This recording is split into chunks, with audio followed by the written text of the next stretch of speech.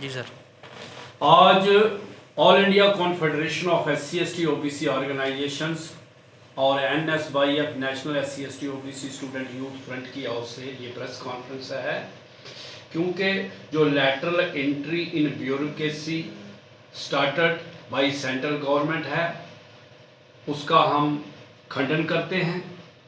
हम समझते हैं कि ये जो रिप्रेजेंटेशन है SC ST OBC और माइनॉरिटीज़ का गवर्नमेंट जॉब में, इसका स्टॉपेज किया है गवर्नमेंट ऑफ इंडिया ने।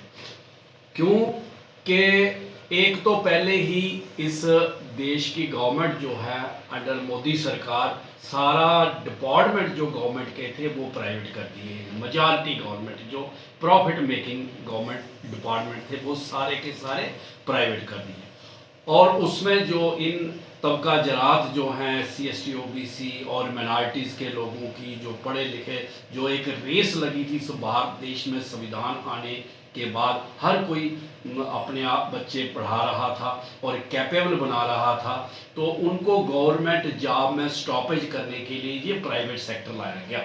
उसके बाद एक IAS IPS कैडर ऐसा काडर है जो हाईएस्ट एजुकेटेड लोग इंटेलेक्चुअल ऑफ द कंट्री जो है, एक बहुत बड़ा प्रोसेस होता है इनका सिलेक्शन का, और एकदम जो है इस तरह से बंद कर देना ये दर्शाता है कि ये ना तो IAS IPS के बगैर जो डिपार्टमेंट हैं उसमें SC ST OBC और माइनॉरिटीज को रिप्रेजेंटेशन देना चाहते हैं, और ना ही ये जो हाईएस्ट हो रहा है उसके अंदर इन ये कहते हैं कि सब्जेक्ट मैटर्स चाहिए। इसका मतलब है गवर्नमेंट ऑफ इंडिया जो है, सेंट्रल गवर्नमेंट जो है, उसको ये जो IAS काडर से लोग आते हैं इन पर ट्रस्ट नहीं रहा। हालांकि देखा ये गया है कि जो फेलियर हुआ है प्राइवेट सेक्टर का, सिर्फ अडानी और अंबानी को छोड़ के इंटायर प्राइवेट सेक्टर जो है वो फेल हो गया। तो उसके अंदर जो CEO लोग लगे थे जो प्राइवेट सेक्टर से गए थे, ये उनका फेलियर नहीं है। किसी प्राइवेट कंपनी का फेलियर होना ये उनका फेलियर नहीं है।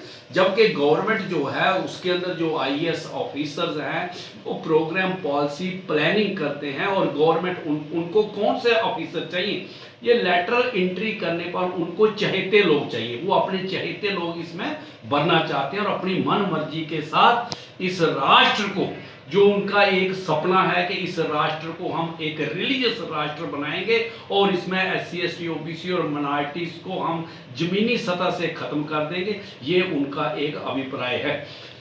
हम इसका पुरजोर खंडन करते हैं, और हम नौजवानों को जो जो कैंडिडेट हैं UPSC के, और उनको भी ये हम एक सुझाव देते हैं, और कॉन्फेडरेशन ये मैदान में उतरेगी और इस तरह के जो ये स्टेप हैं गवर्नमेंट के, इनको एक्सपोज करें। Thank you.